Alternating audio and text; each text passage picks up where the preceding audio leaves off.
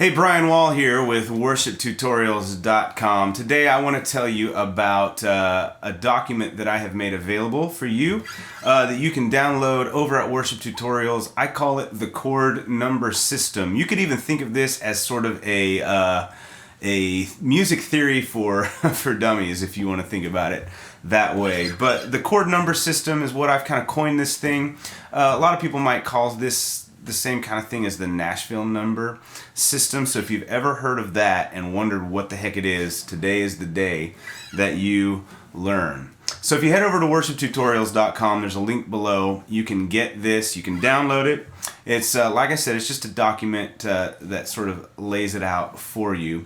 But if you've ever been with a band in a band situation and someone says, hey, let's go to the 1, let's play the 4, or let's play a 1, 4, 5, 6 progression, and you wonder what the heck that is, this is what they mean. So let's use the key of G, for example. There is the chord number system, and if you enlarge this video up and you can see it, you can see key of G. G is the 1. So along the left side, you've got the key that you're playing in, and then you've got across the top numbers 1 through 7. So those correspond to chords in that key. So the key, the 1 is always the root chord of that key. So for G, it would be G. And then it just goes up the alphabet. So 2 is A, 3 is B, 4 is C, 5 is D, 6 is E, 7 is F, and then if you would go again to 8, you'd be back at the 1 on G. So you'll see some of these are different colors. The ones that are in blue mean that they show up most often in that key. You'll also notice that the 2, the 3, and the 6 are minors. So typically when we're playing in this key, in the key of G for example, the A is an A minor. E minor is typically E is typically a minor, and B is typically a minor, and that goes the same for all keys. So the 2, the 3, and the 6 are your minors, and the 7 is usually diminished, and it doesn't show up all that often at all. So let's talk key of G. A very common chord progression in modern music would be a 1, 4, 5, 6 chord progression. So key of G, it would be G is 1, the 4 is C, the 5 is D, and the 6 would be E minor. So when you play it would be 1, G, 4 is C, to 5 is D, to 6 is E minor. You could throw a 2 in there, be an A minor, a 3, a B minor, back to a 1 is a G. So that's all it means, 1, 4, 5, 6, G, C, D, E minor. Now the really cool thing about the chord number system is once you understand that chord progressions are really just patterns, they correspond to different numbers in that key, you can transpose a song into any key that you'd like. So let's take our same key that we're doing, it's key of G, a 1, 4, 5, 6 progression, and we're going to transpose that into the key of C. So we start with G as our 1.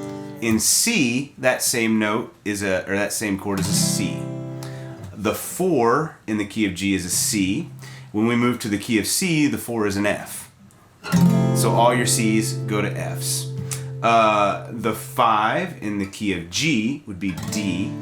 In the key of C is a G.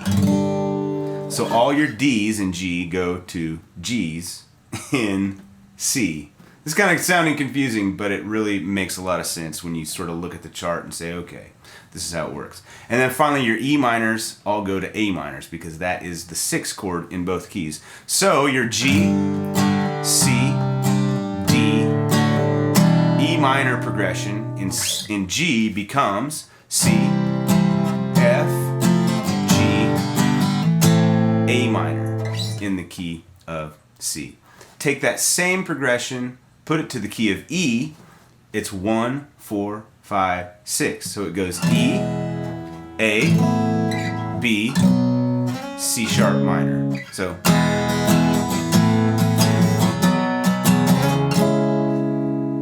Same exact progression, just in a different key. So you can use this chord number system to transpose literally any song into any key. And one quick note about using it to transpose, you'll see a lot of times in music there are chords that are over chords, so like a D over F sharp. So let's take that same D over F sharp and let's transpose it to the key of C. D over F sharp in G to the key of C. So all you would have to do is find the D is a 5. F sharp in the key of G is a 7. So that chord is a 5 over 7.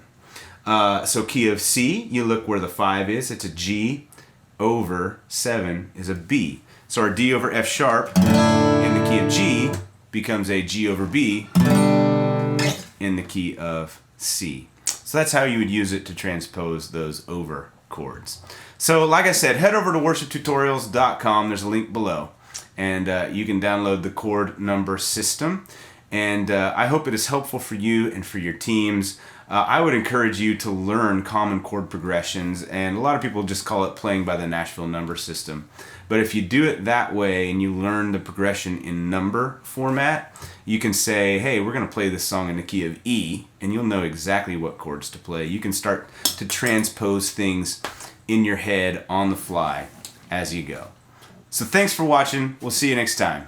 Bye. Hey, this is Brian with worshiptutorials.com. The music that you hear in the background right now is called pads, and I believe pads can help completely transform your worship sets. They can help you create awesome environments. They can really help you with transitions and just help make everything smooth. So what pads are is a sound bed that helps create warmth and atmosphere. If you head over to worshiptutorials.com by clicking the link here in the video, you can sample the pads, you can listen to the actual sounds that you will get, you can play along to them to see how they might work in your workflow.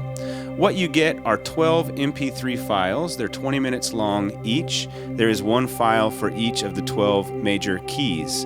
These pads are not progression specific, so that means you don't need a click track. For example, if you're playing a song in the key of G, you can just play the key of G pad underneath your song, and anything you play in that key will just fit right in. It'll be seamless, and they just sound great. So head over to Worship Tutorials, check them out. I hope that these are helpful for you. Thanks.